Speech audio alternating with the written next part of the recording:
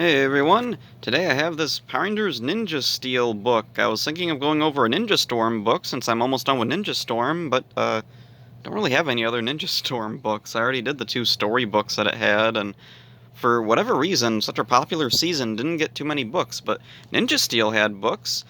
Here's the Penguin Young Readers Level 3 Transitional Reader book. Yeah, it's one of these like educational learning how to read books. Then there was also a couple of story books for Ninja Steel. None of them were all that interesting, but I mean, yeah, kind of weird Ninja Steel of all seasons got like a couple of books. So, yeah, let's look at Legend of Ninja Steel. I just want to say at the beginning, I really like the detail on the cover. Really nice quality image on the cover there.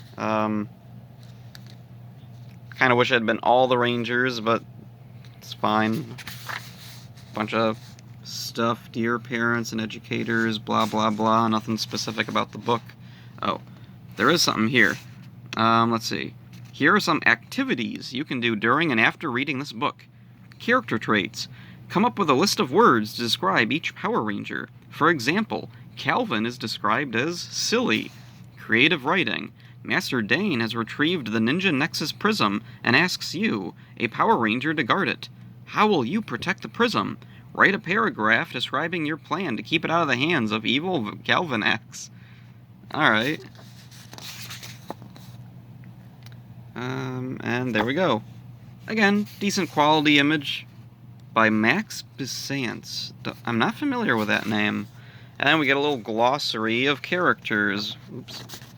Galaxy Warriors is the name of a game show. Monsters battle to prove who is the mightiest warrior. And there's Cosmo Royale there. Galvanax is the name of an evil alien fighter. He created the game show Galaxy Warriors and wants to destroy Earth. So there's stupid Galvanax. Madamodius is one of Galvanax's evil helpers. And that's all she'll ever be. Ninja Nexus Prism is a magic crystal that finds worthy fighters and help them battle against evil, and there it is. Ninja Nexus Star is the strongest weapon ever known. Whoever has the star can turn into a Power Ranger. Ninja Power Stars are powerful weapons created from broken pieces of the Ninja Nexus Star. Right there. Doesn't say they're morphers, but whatever, that's totally what it is. Ninja Steel is the powerful metal crust that protects the Ninja Nexus Prism. Yep. Ripcon is another one of Galvanax's evil helpers. There's stupid Ripcon. And there's Riley's backyard. 10 years ago, something strange fell from the sky.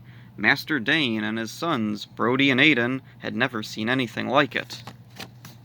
The object was still smoking when Master Dane brought it indoors. He carefully chipped away at the hard metal crust to see what was inside. This crust was Ninja Steel. Master Dane saw that the strange object was shaped like a ninja throwing star. Yeah. This was the Ninja Nexus Prism. Inside the prism was a colorful star called the Ninja Nexus Star. Duh. Dane did not know how powerful these objects were, but he knew that they had fallen to Earth for a reason. Gravity. And there's Galvanax. In his spaceship high above Earth, Galvanax and his evil crew wanted the Ninja Nexus Prism for themselves. They would do anything to control it. They traveled down to Earth to take it from Master Dane. Galvanax kidnapped Brody to lure Master Dane out of his workshop. Master Dane ran to his son's rescue. "Let Brody go," he said bravely. "You're surrounded," Galvanax replied. And I find it funny, replied kind of has like just kind of calm, normal speech connotations, and that's totally opposite to how Galvanax usually growls everything.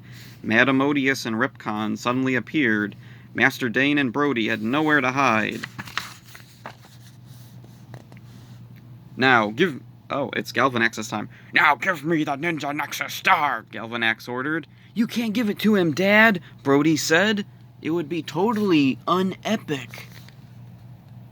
"He has no choice," Galvanax screamed. Galvanax fired a wave of energy at Master Dane, but Dane used the Ninja Nexus Star to protect himself. Then, something strange happened. Master Dane morphed into the Red Power Ranger. The legend is true, Madame Odious said. He's become a Power Ranger. Galvanax and Master Dane battled, but Master Dane was struck by a terrible explosion and fell to the ground. Galvanax took hold of the Ninja Nexus Star. He was becoming more powerful by the second.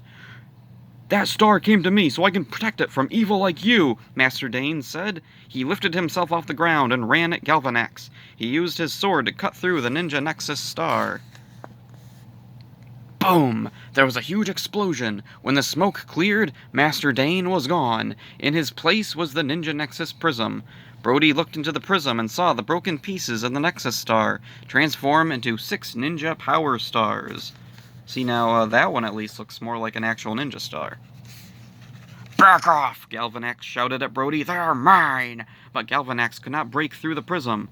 I'll find a way to get those stars out, the monster said. Bring that prism to the ship and put that brat in chains. Ripcon grabbed Brody, and the aliens took their captive into outer space. Galvanax created a show called Galaxy Warriors. Monsters fought each other. Whichever monster won could try to pull out a ninja power star out of the prism. No one could do it. Galvanax did not know that only true Power Rangers could reach inside the prism. He was never destined to control the Ninja Power Stars, but 5 ordinary teenagers were.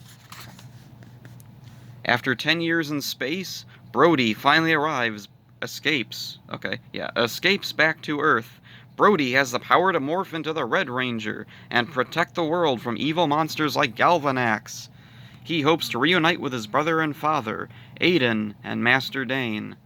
So anyway, we got our first ordinary teenager, son of a ninja master, who was kidnapped by aliens and raised by them in space. Ordinary. I mean, I guess for Power Rangers standards, yeah.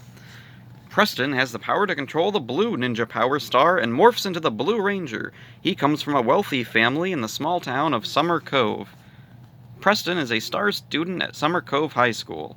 He loves magic tricks and hopes to become a world-class magician when he gets older. He uses his ninja star powers for good. Alright, and we got his little Presto Changeo pamphlet there. Nice. Haley is an adventurous teenager who loves the outdoors. She often goes on long walks with her dog Kodiak. Haley has the power to morph into the White Ranger. Haley wants to make the world a better place by protecting it from villains. She hopes to become a politician one day and continue to help the community. Calvin loves building motorcycles and cars. His yellow truck is named Nitro. He is one of the coolest kids at Summer Cove High School. Calvin has the power to morph into the Yellow Ranger. Calvin can be a bit silly, and he is not used to working hard. Being a Power Ranger is a lot of hard work, but Calvin has a lot to learn. Okay. Sarah is the brains behind the Power Rangers. She has control of the pink Ninja Power Star and can morph into the Pink Ranger. Sarah loves the thrill of going fast and enjoys high-speed trains. Oh no, Saban hates trains. She wants to be an engineer when she grows up. All 5 teenagers will become the true masters of Ninja Power Stars, but Galvanax will never stop fighting to control them himself. Alright. He is determined to be the most feared ruler in the galaxy, well, at least for one season. Galvanax even sends monsters from Galaxy Warriors down to Earth to battle the Power Rangers. So far, no one has beat the Rangers. The legend of Ninja Steel began long, long ago, but the future is uncertain. Brody, Preston, Sarah, Haley, and Calvin don't know why they were chosen to become Power Rangers. Perhaps the Ninja Power Stars chose them, but they know how important it is to protect the Ninja Power Stars and keep them away from evil villains. And, that's the end. I noticed there's a couple of characters I didn't bother mentioning, like Mick here, who is, like, part of the reason Brody escaped in the first place. It seems like he would have been an interesting thing to toss in there. And also, like, they show... Where is he? Cosmo Royale. He pops up a few times in the book, but they never mention him. I guess he's not important enough. Also, interestingly, Victor and Monty, they're not mentioned in the book, even though they appear in nearly every episode of Ninja Steel and Super Ninja Steel. So anyway, in the end, though, this is a fine book if you have kids who are fans of Ninja Steel, or if you're a fan of Ninja Steel who wants some merchandise for it. Here's a book. It's fine. Not a whole lot to say about it. It's perfectly acceptable as a little kid Power Rangers tie-in book, and I like that the text is nice and big. It's brief. It's simple, to the point. The story, there's actually a story. It's cohesive, kind of. It doesn't really have a conclusion. It's more just a setup to the show. It is kind of weird. They introduce all the Rangers and they just kind of just drop them all in, and then again, the show kind of does that too. But I think it does an okay job. I'm assuming this book was intended for kids who are already familiar with Ninja Steel or were going to watch Ninja Steel at some point, so it's fine. It works perfectly fine for that. So yeah, okay book. It's kind of surprising that Ninja Steel wasn't really a very well-received season, but this book was okay, especially for its target audience of I don't know, 10 years old probably. It's fine. Okay. So that's it for this one. Hope you enjoyed it. See ya.